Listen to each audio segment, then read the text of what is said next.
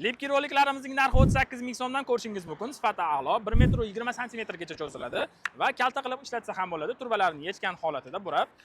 Bu tarafida esa zashitkasi bo'ladi. Ishlatmayotgan paytingizda olib qo'yib ishlatish uchun.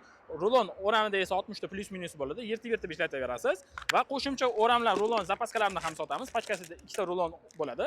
Narxi esa 25 ming so'mdan. Grechani rangini o'zgartirish esdan chiqmasin. Videoni yaqinlarimizga yuborib qo'yamiz. Haytgacha. Podpisatsiya tugmasini bosishni unutmang. Bizning uzatishda davom eting Xonbek aka. Kevarasizlar.